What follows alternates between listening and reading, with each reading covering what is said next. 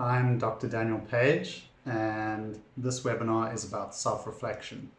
It's the first webinar in our psychological skills series, where I'll be covering a psychological skill related to promoting mental health and well-being. I'm part of a team at Psyche Innovations.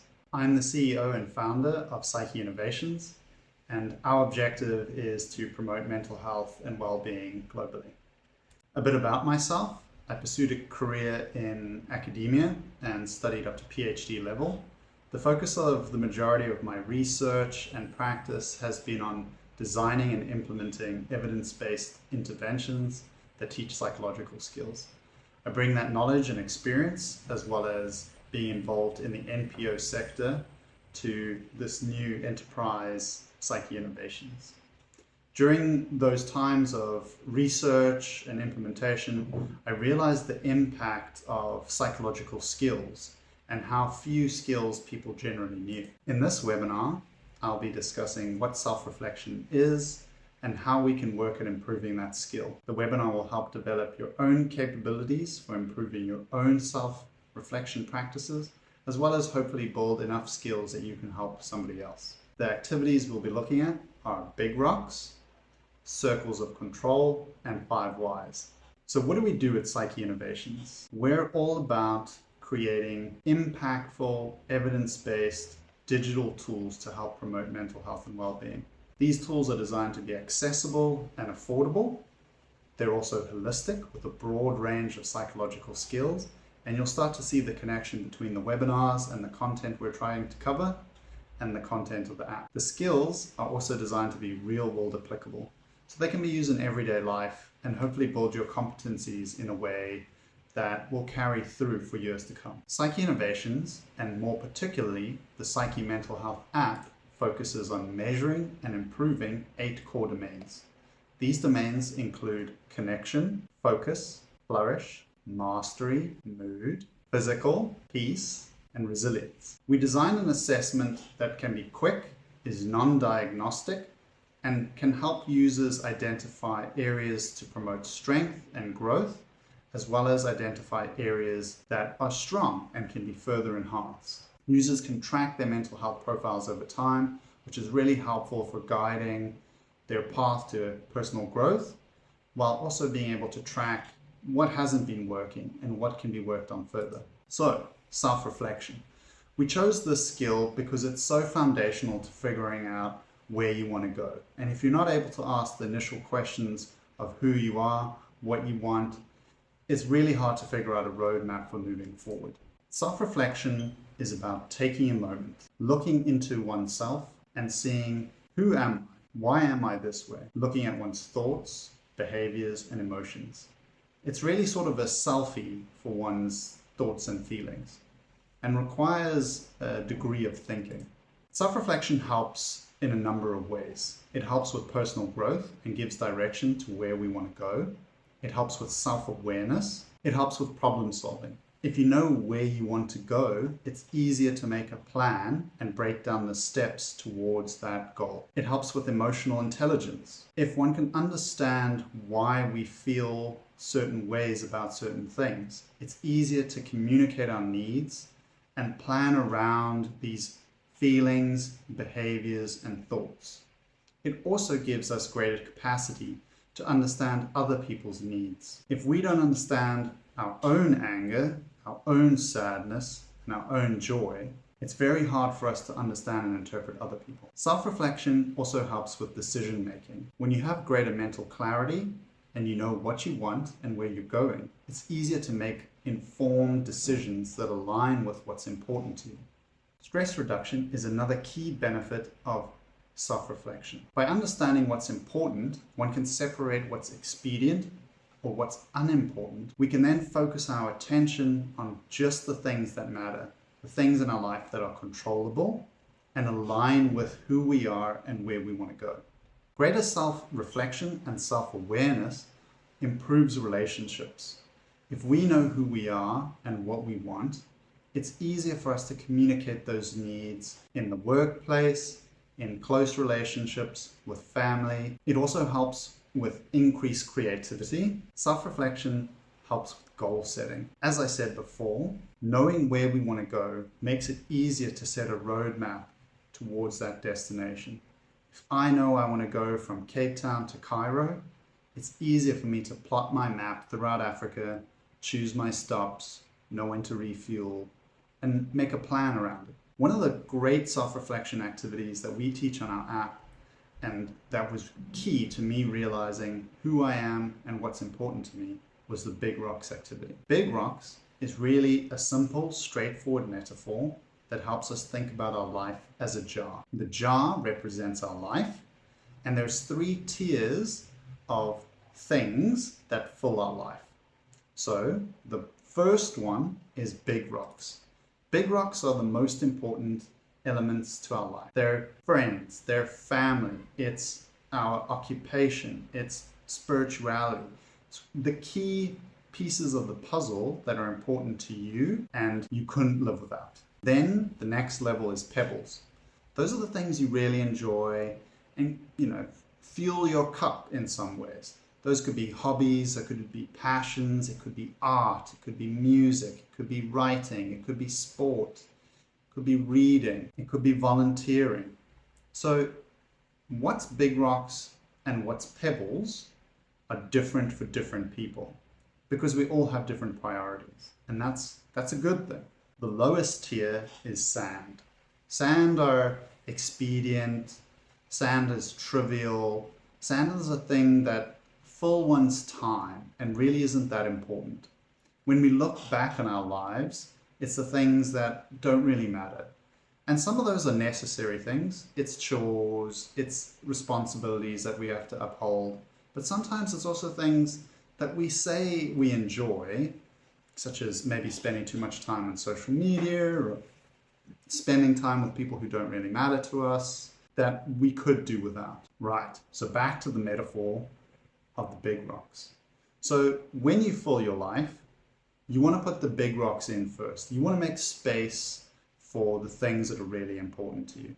Your friends, your family, your work, your passions. And if you don't put them in first, you might end up filling your jar with sand and pebbles, the less important things. And then you don't have enough space for your rocks.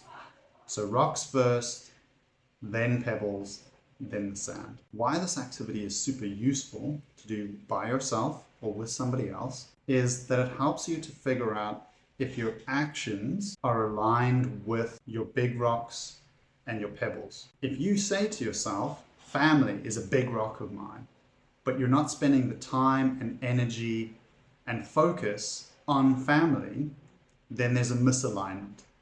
For example, if you say that having a family is important, but you're single, you haven't been on a date in years or months, you haven't put any activity or effort into finding a romantic partner, then there seems to be a misalignment. Another example is if you say work is important to you. If you're not looking for opportunities to learn and grow in your chosen occupation or profession, maybe there's a bit of a misalignment there.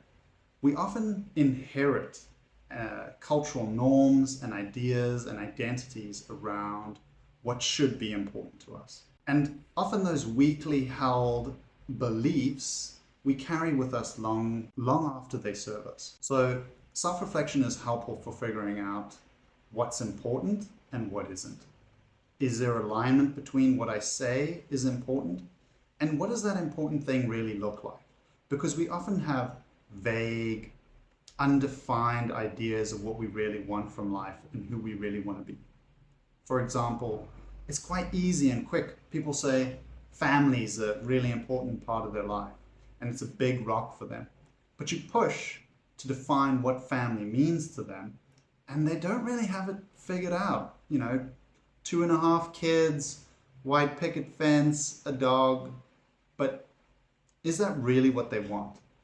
And if it is, what are they doing to move their life towards it? An important caveat to this and an important consideration is that different rocks are important at different times in life.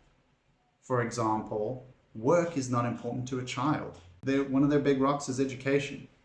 To somebody who's retiring, work is not necessarily a big rock. So it's natural that what's important to us, the big rocks in our lives, and the pebbles will change with time as we change. So self-reflection requires a degree of consistent effort because it's natural for us to change. And to figure out what we want at each stage in our life requires asking these questions. The key takeaways on the Big Rocks activity is figuring out what's important to you, shifting your energy towards the things that you say really matter to you, and figuring out in more detail what makes your life feel fulfilled and how can I move towards it. Another cool activity is the circles of control activity. Circles of control is a way for us to think about what can we control, what can we influence, and what is uncontrollable. The things in our ring of control include our thoughts, behaviors, and to some degree our emotions. Things in our circle of influence include friends and family, co-workers. They're really the things in our life that we have a limited degree of impact on.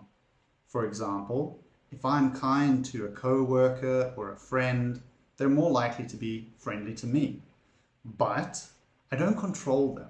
If I'm kind to a co-worker or a friend and they're rude back at me, it might be that they're having a bad day, completely unrelated to me. And I might attribute some of that to being in my control, and that can stress me out. Then, at the widest ring, we have uncontrollable factors. Those are things that no matter what you do, you can't affect it. That's the weather. That's international politics. Now, what we start to realize once we map out these different rings is how much of our time and energy we might be spending in these different circles. Ideally, you want to be spending the vast majority of your time and energy on the controllable rings and almost no time on the uncontrollable rings. Because worrying and stress often comes from factors that we could never influence. So by managing to learn the things that are within our circle of control, we have more capacity to manage the stresses that exist in the ring of influence and in the ring of uncontrollable factors. 5 Whys is a great skill for taking a deeper dive into understanding why we might feel a certain way and to understand problems on a deeper level so that we don't keep treating the symptoms of an issue and we can really get to the cause. So it's quite straightforward. The first step is to define the problem, feeling, or situation. The second step is to ask why. We ask why at each level until we find the core of the problem. For example, I got angry when one of my friends was late for a social engagement. So the feeling of anger was the first thing I needed to examine. I asked why. The why showed me that I was angry because I felt disrespected. I felt this way because there seemed to be a pattern of my friend being late. So why was I feeling disrespected? I asked why.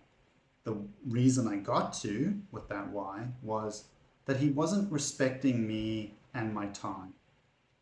I asked why I might be feeling that way, or if it's true. At the next level down, I realized I was actually just struggling with self-esteem. I felt that he didn't respect me, and that may or may not be true. I then asked another why. Why do I feel that he doesn't respect me? And I started to realize that it was a self-esteem issue, that I felt more broadly that a lot of my friends didn't respect me. So, while there might be truth that my friend is slightly tardy, the anger was actually coming from a place of low self-esteem and low self-worth.